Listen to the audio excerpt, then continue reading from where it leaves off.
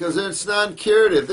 These people, they disgust me sometimes, and they're always forcing people and scaring people about interferon, knowing it's not curative, knowing that the clients get sick as a dog, but we'll push it anyway. If you don't, your liver's going to go bad. Please, if you don't remove the acids out of your liver will go down and those virals will take hold. So you really want to get your liver cleaned out, which means, what is the liver? The liver's just a bunch of cells and two fluids. What's your kidneys? A bunch of cells and two fluids. And you can repetitively repeat that all through the body so you know what the gig is, getting your lymph system moving. And work on your GI tract as well. Use those lymphatic 1 capsules or some lymphatic form of capsule, liquid lymphatic form. Go on those kidneys, crop up those adrenal glands, and really focus on that move and clean that up. You're going to see a bowel issue with these liver problems no matter what. You just rarely, if ever, see a liver problem where there's no colon issues and GI tract issues. It kind of everything goes hand in hand here. I am new to the raw foods a few months and appreciate the benefits of eating raw. Absolutely. I was told by my doctor to take MSM, sulfur for a bad knee, and my hair falling out and my skin being dry. Oh, God. Yeah, well, they just don't understand. You know, that a lot of practitioners, I think, just read some of these hypes from these companies and just fall into that kind of thinking without thinking. Sulfur doesn't rebuild crap when it comes to connective tissue or skeletal tissue. That's ridiculous thinking. And this is one time where the FDA did stand in and stood up and made them rethink that a little bit. So, and that's a positive side of a true consumer protection agency. There's just so much corruption involved in some of the truth. We need to get rid of the corruption and everything stand for truth. One thing that you'll find about me, I stand for truth, period. That's it. Truth in law, truth in every way. So it's hard right now for this government to chew on truth, that's for sure. But there are some parts of the FDA that do chew on truth, and I appreciate that about them. And that's one of them. Changing this concept that sulfur compounds regenerate tissue. That's an old wives' tale because there's no such thing. And doing the eyes for so many years, you see all these sulfur compounds, and then you do see the yeast problems, the candida problems. You do see the lymph stagnations from all this sulfur. You do see all the arthritis is coming in with the sulfurs. Now, let me tell you, it's a lot opposite in what they think. Sulfur is a suppressive acid gas, and it suppresses the lymph. And if it has the ability to continue to break down bacteria, that would even be more serious. I doubt, I'm sure there's bacterium that love to break down sulfur. For a bad knee, if you got a bad knee, you got a bad kidney. Because the only way the knees are going to go is if the kidneys aren't filtering the lymph. Because just because you're using it and having activity of tissue doesn't mean you're going to break down tissue. I mean, your body is in a constant move of cleaning, repairing, and rebuilding. The aspect of life that interrupts that or slows that or stops that is always the corrosive side of chemistry. The acid side of chemistry is going to be the side that rolls up its sleeves and walks in and tears things apart. Excuse me, I'll lift that car off that person. You know, that's testosterone. That's acidic. Those are acids. The trouble is that acids have a job to do, and then they're done. And most acids are generally byproducts of chemical interactions, and those kind of acids tend to be the ones that hurt us the most. So, yeah, direction is, Lynn, get your parathyroid up there just so you're utilizing calcium. Pop up on some kelp if you like. Definitely get your kidneys filtering and your adrenal glands filtering, because the next thing is going to be your hip. So you want to get that out of there and repair that. Let your body repair the weakness. Your job is to remove the acids. And removing the acids in the body now, you're getting the body back to a state of health where you can just walk away and let the machine run. Right now, we've destroyed the machine considerably, and now the machine doesn't run well. We have to fix it and help clean it. It'll do it itself a little bit, but some people are pretty far down the tube, so their bodies are having a hard time struggling in repairing and rebuilding itself, particularly those that are still eating all the acid foods and proteins and stuff. You know, you'll come to find out that only the medical profession is lost with the ridiculous concept that protein is good for you. Let me see here. This is a comment, nature lovers talking with another one, double raw, so I won't get involved there. But I am not sure if bovine colostrum, yeah, I already addressed that. And beginning in very part one of the new question and answer segment, you always say, hope you all still do it.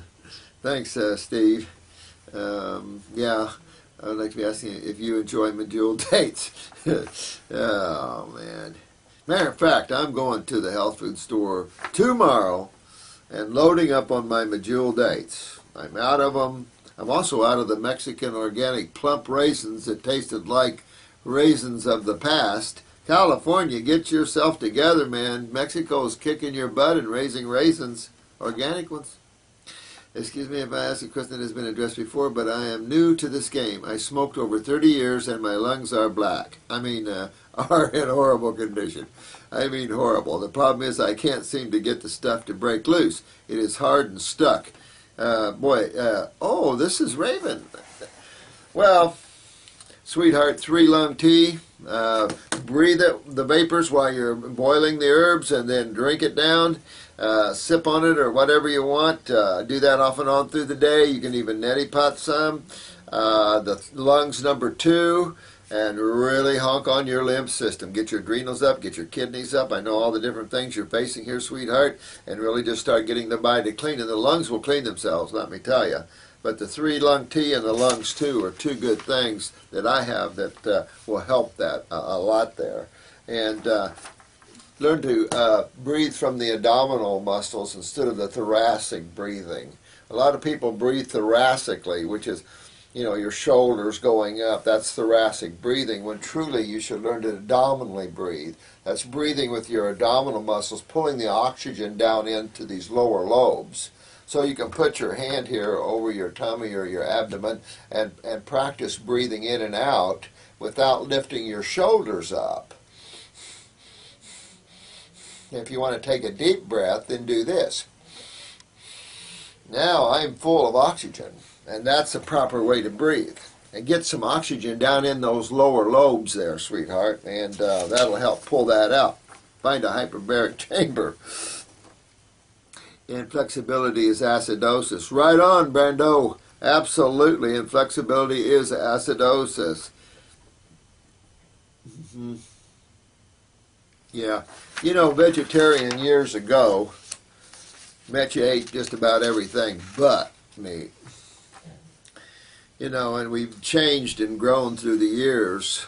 Even Jensen in his Health Valley Ranch used to serve whole grain breads and raw milk cheeses. I had health food stores and sold whole grain flours. I had my meal. Raw milk, I had raw milk cheeses, raw milks. I sold all kinds of things. The FDA would have killed me back then. You know what? This is just food man grows. I don't know. But we didn't know it wasn't good for you, you know. It's been a learning curve. And there's always been levels, because I've said this before, at the time you had Dr. Jensen, you also had Arnold Ehret, and Dr. Jensen belonged, I showed you his card, the Ehret Club, 1928. So he knew about vitalism, I just guess he couldn't do it. I have searched for osteoporosis in your video search. Oh, good. This is a good question. You're funny, too. I like what you said here. How it is low stage. She is in her 50s. Her doctor said to drink lots of milk. Sam J. Well, I don't know why the truth isn't out there more about the milk. Seems like the Dairymen's Association's hanging on pretty tight, but once you bond chemistry with high heat very difficult to find utilization of any of it. So you have to understand, when you cook or destroy something at these high temperatures, even in some of the low temperatures, you're going to have bonding. You're going to have coagulation of chemistry. Your water solubles are definitely going to be destroyed, and then your oils are going to coagulate. And that's typical. So what you have is a mass of crap that's undigestible, and the body doesn't use it well. That's why it's so mucus forming. The proteins are so radical, and a lot of the amino acids are bonded to minerals that you can't get them apart. And so this is the case in calcium. Very low utilization of calcium in dairy products. And when you consider the extreme mucus forming aspects and the extreme clogging of the lymph system with them, there isn't anything about it that would be good, period. Especially after you're supposed to be weaned, and you're supposed to be weaned from your mother's milk, not an animal that is 4 or 5 times your size. But osteoporosis. Now, we've talked a lot about the lymph system. That's all we've been talking about. So I've been really getting your guys' focus into the kidneys on the lymph system, because this is where the confusion is, and the lack of understanding, in my opinion, is the filtration of the lymph through the kidneys, not back into the venous system. I think that is theory. I think that is ridiculous. I think you have some of that going on. There's no question. But the ultimate elimination of acids out of the body is essential, or you have acidosis. The proof of that is what you guys are seeing. You're seeing kidneys that the urine is not filtrating. You don't see any sediment in it. After you start working on the kidneys a while and the adrenals, you start to see the sediment. When you see the sediment, which is typical when kidneys are filtering good, now you start to see the lymph system moving. Then you see the pain coming out, the tumors going down. What kind of other deductions can you have?